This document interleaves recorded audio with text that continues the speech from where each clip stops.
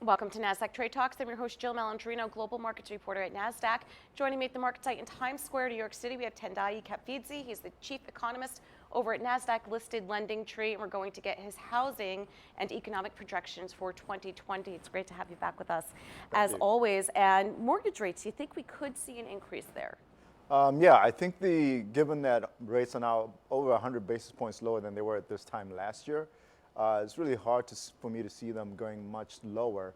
I think the upside risk stems from if we do get real resolution on some of these trade questions, which, there is a phase one deal on the table. We haven't seen the text. But if that turns into a real thing, I think that reduces some of the worry about the economy and could see rates go higher. And recent data on housing has been pretty strong, particularly in the month of December. Do you expect that to continue for 2020? Yeah, housing was the strong point of the economy this year based on these much lower mortgage rates. And even if we see some increases next year, it will still be, pretty decent mortgage rates, good opportunity for refinancing, good opportunity to buy a house. So I think housing is still going to be growing faster than the overall economy in 2020. Are you concerned about the lack of supply for entry-level homes? Yeah, I think this is definitely a challenge. I think it's probably the biggest challenge in the housing market. There are a couple of things at play. There's not enough construction happening. A part of that is that builders don't find these lower cost homes as profitable, obviously, as higher cost homes. And we've also had a lot of investors come in to buy rental property, and they do most of that activity at the lower end of the housing market. So for entry-level buyers, for young millennial buyers, it's a real challenge.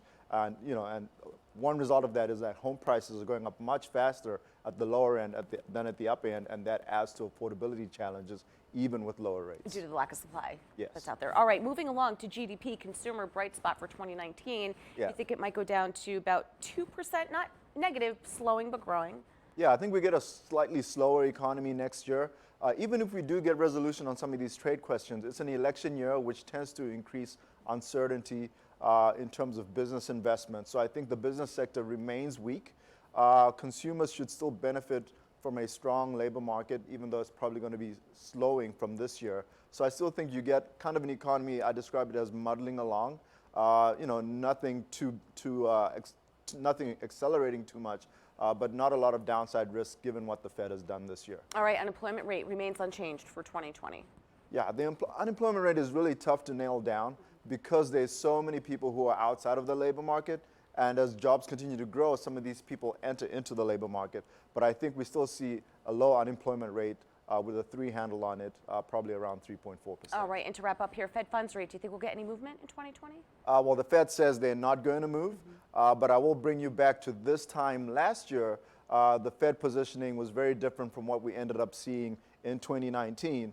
So I think certainly the Fed will react to events or react to data. And, really anything can happen, even though right now they're saying that they're going to be on hold. And, all expectations seem to suggest that that will be the case. All right, Tendayi, great to see you as always. Thanks so much for joining us at MarketSite. And thank you for joining me on Trade Talks. I'm Jill Malandrino, global markets reporter at Nasdaq.